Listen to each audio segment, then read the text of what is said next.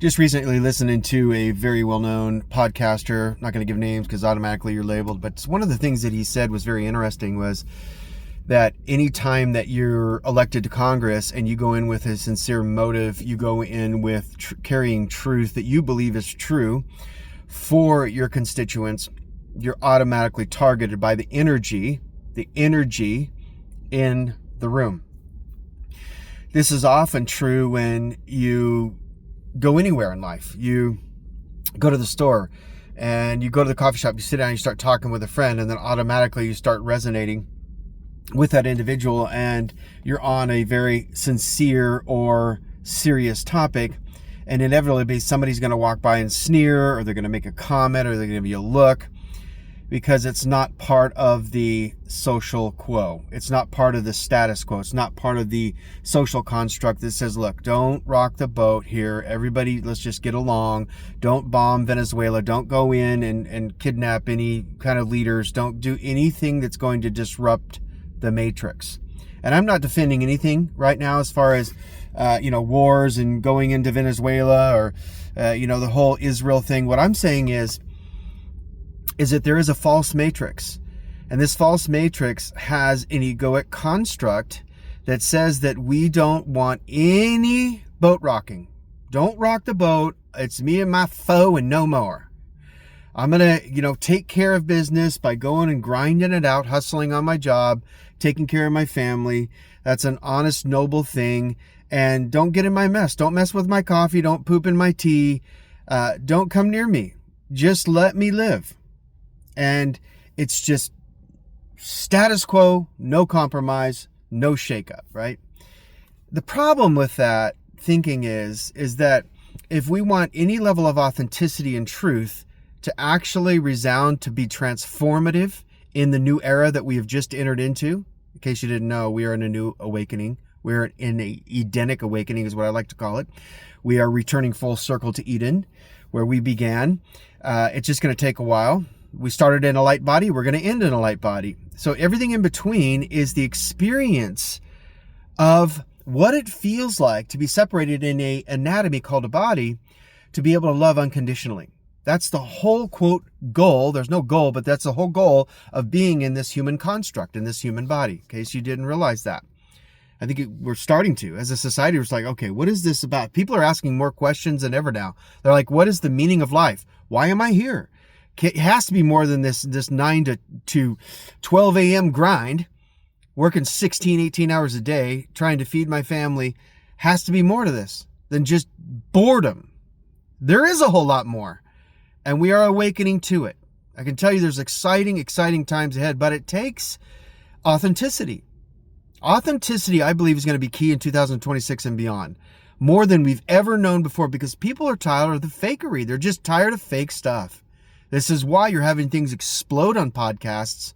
You're having people get into full-blown, like, hey, we're not okay with bombing children and women in Gaza. That's one area. I'm just throwing this out there. I'm not saying that I'm defending or not defending anything. I am defending innocent people, yeah.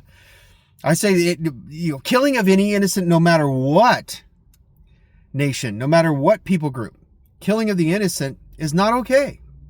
I am a Christ follower, a non-religious Christ follower. And what that means to me is that Jesus was never religious to begin with. We just made him that way by implementing systems and institutions and wrapping some kind of doctrine or dogma around it. But one thing I can tell you is that if you don't have a plumb line of truth that you're anchored in that actually is transformative, by being authentic, first and foremost, discovering what that means, it's very difficult when we're living out of the ego to be authentic, because the ego is an illusion. It's built upon compromise. It's built upon conditioning and programming that says that I have bought into the narrative of somebody else that has built some knacker, if you will, on top of the pearl around my life. I may look all shiny. I may look all beautiful and those kind of things in society, but that's just the knacker on top of something that came in. So we are an irritant. The authenticity that you are is an irritant to everything on the outside. That's a false matrix. So the irritant comes into the oyster shell. And then in order to protect itself, it has to build this beautiful nacre on it, and we call it a pearl. But it was birthed out of suffering. When you begin to live your authentic self, you're going to suffer by persecution. You're going to be persecuted. You're going to be told that you're wrong. People are going to shred you in a million different pieces on your comments, on your threads. But hey, authenticity can take it. It's the ego and the woundedness of the conditioning that's inside of that egoic construct that can't. It takes everything personal. Like, why would you say that about me? I'm a nice person. You could take the nicest person, the most sincere, the most authentic person in the entire world that hasn't done anything to anybody, and somebody will shred them to no end. Why? Because they're miserable. They're miserable in their own ego conditioning. And so the first thing we want to do is we want to lash out and we want to judge somebody else to try to bring them down to us and say, no. We're on an equal level playing field. Remember, don't rock the boat. We are all equal. Nobody go out there and make a great living for themselves. Nobody go out there and win the lottery, because we are going to tear you down somehow. Some lost uncle from somewhere you never knew you had is going to be calling your phone when you win that lottery, baby. It is the nature of the ego. It is the nature of woundedness. And anytime anybody says that I'm fine going into a next year, or there's nothing wrong with me, you're the problem, that is the problem. We all have woundedness. We all have issues. We all have stuff in the ego that says that I'm running the show. And then there's a blindedness that comes to that. So that's why Jesus said the blind leading the blind. You're the blind leading the blind, to the Pharisees. Saying that because they were blind to the fact of their own authentic nature that recognized the authenticity in Christ, God and man, walking the earth at the time. And so anytime that you're going to shine forth and what you believe to be the real you, oh yeah, watch out. But here's the good news in this. When you get hit hard for being authentic, this is when the influence explodes on your life. You begin to get the attention of the energetic field, the spiritual field going on, and it begins to highlight things in the authentic nature of someone else that's wanting to wake up to their own authenticity. So then it starts sending signals out, signals all over the place. And then people are like, whoa, okay, I just heard truth that resonates with the truth that's in me, because we're all made of truth. We're all made of truth. Truth is authenticity. Authenticity is the highest on the frequency scale, and then underneath of that is love. You cannot love authentically unless you're authentic first, right? Everything else is just egoic.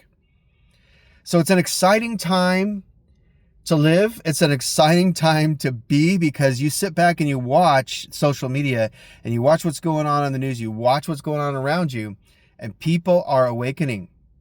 They're done with the fake. Here's the key. Be done with the fake in you when you look in the mirror. Am I being real? Ask yourself these questions. Am I being genuine? As far as I know myself to be, I may not know myself. I may not know all of me, and that's fine. Take a lifetime to do it. But the real you wants to unconditionally love others when you're in your own authentic nature. Did you notice that when you're doing something you really, really love, and you're not doing it for any other motive? You're not doing it for money. You're not doing it for influence. You're not doing it to be seen, to be known, to be beheld. None of that stuff. You're just doing it because you love it. You ever notice that you want to just share the love and live unconditionally towards other people? Of course you do. Try it out. You'll see. So, amazing, amazing things coming up. Remember your own authenticity. It's rising. Allow it to rise. Allow it to come out. I wrote a book about it. It's called Authenticity Rising. It's on Amazon, but that's beside the point. If you want to pick it up, go ahead. Great stuff in there that talks about these things that I'm sharing. All right. Thank you so much for watching. Try not to leave the negative comments, even if you're compelled to do it. Withhold, please. But if not, I can take it. My authenticity can. So we'll see you on the next one. Subscribe if you want to.